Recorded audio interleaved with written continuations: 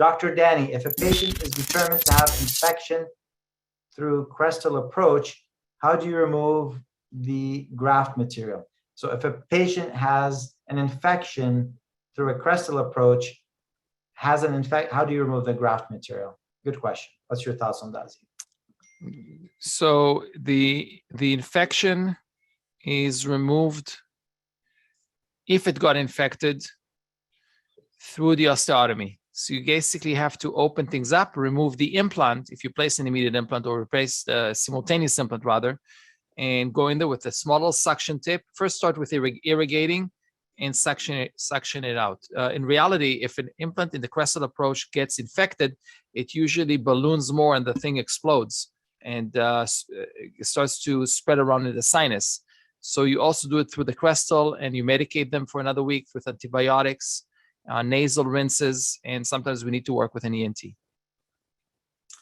Dr. Corrine, what can you say about hydraulic crestal lift technique?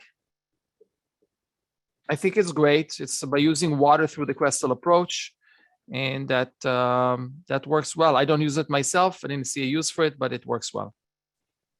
How do you remove the infected bone graft, either crestal or lateral sinus lift? Thank you.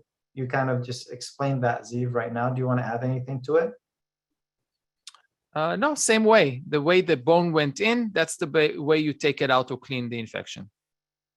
When the floor is not flat, when you widen to a 4 millimeter, do you stop at the lowest part or at the mid part? I didn't understand the question.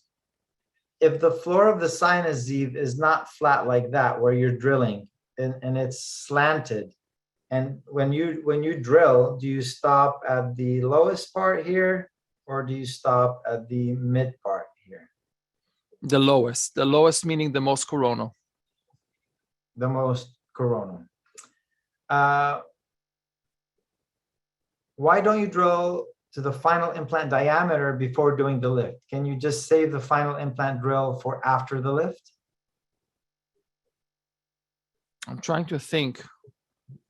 Repeat the question again. I'm trying to think about what this question means actually. Why don't you drill to the final implant diameter before doing the lift? Can you just save the final implant drill for after the lift?